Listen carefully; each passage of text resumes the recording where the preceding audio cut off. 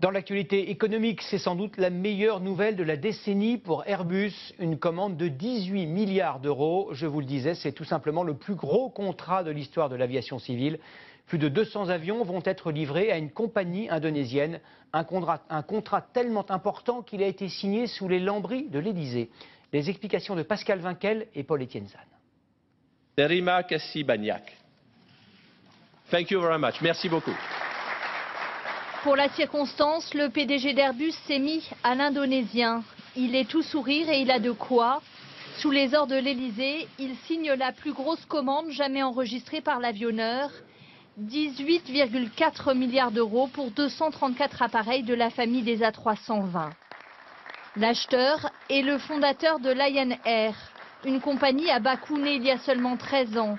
Jusqu'ici, il s'équipait chez Boeing, mais il a été séduit par la version Neo de l'Airbus 320, moins gourmande en carburant.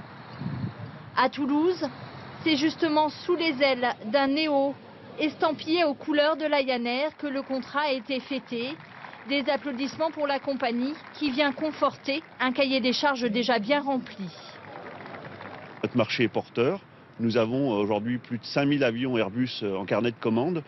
Au rythme de 600 livraisons par an, c'est plus de 8 ans de travail devant nous. Eh bien, c'est tant mieux pour l'emploi. Et face à l'avalanche des commandes, la CGT réclame de nouvelles embauches dès cette année. 3000 embauches à l'échelle d'Airbus, ça fait à peu près 1 million d'embauches en France. À notre avis, ce n'est pas du tout suffisant.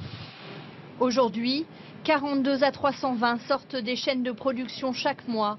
Il faudra augmenter les cadences et mettre à contribution la future usine américaine d'Airbus. Mais l'avionneur est confiant. Il n'y a aucun problème pour supporter la production de ces avions qui s'étale dans le temps. Pas, on ne va pas tout livrer en 2014, en 2018, donc ça s'étale jusqu'après les années 2020. Et avant de se mettre au travail, Airbus peut se réjouir de comptabiliser 396 commandes fermes depuis le 1er janvier, 2 fois plus que son rival américain.